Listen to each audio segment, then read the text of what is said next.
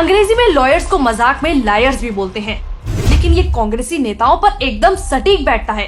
और ऐसे ही कुछ लायर्स में सबसे पहला नाम है पी चिदम्बरम। 1992 में एनरॉन कंपनी ने महाराष्ट्र के ढोबाल में पावर प्लांट लगाने की प्लानिंग की, लेकिन स्थानीय लोगों के विरोध के कारण प्लांट नहीं लगा और एनरॉन ने तत्कालीन भारत सरकार पर 38,000 करोड़ के नुकसान की भरपाई का मुकदमा कर दिया, जिसके वकील कोई और नहीं पी चिदम्बरम थे।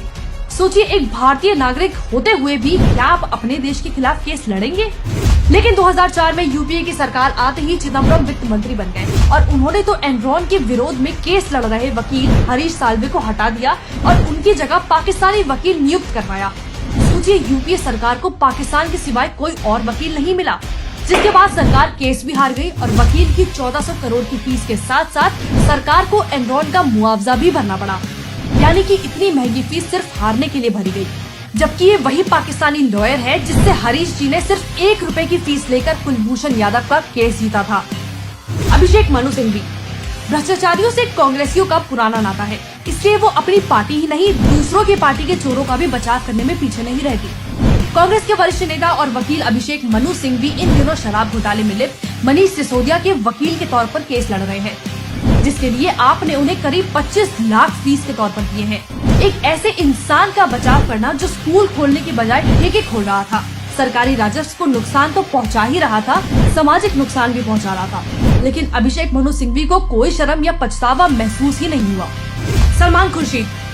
ये महाशय कितने बड़े देश विरोधी है, इसका अंदाजा आप इसी बात से लगा सकते हैं कि इन्होंने कोर्ट में आतंकी संगठन सिमी का बचाव किया था, बावजूद इसके कि यूपीए सरकार ने सिमी को बैन किया था।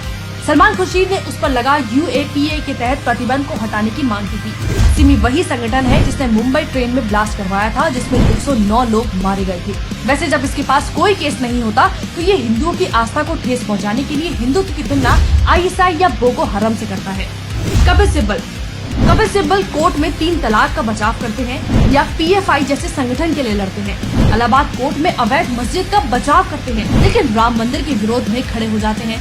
चंद पैसों के लिए ये इंसान हर उस मुद्दे में दिखाई देता है जो सामाजिक तौर से गलत है। सिर्फ यही नहीं, कभी ये चोरों को बचाने के लिए दलीलें पेश करते हैं, कभी वामपंथियों को और तो और हिजाब विवाद की पैरवी करने में भी इनको शर्म नहीं आती। इससे साफ है कि कांग्रेस चाहे सत्ता में हो या सत्ता से बाहर, उसका एक ही असूल है, हमेशा देश विरोध, गलत का साथ देना। तो चाहे देश को इससे कितना ही नुकसान क्यों न पहुँचे, इनकी जेबें भरती रहनी चाहिए।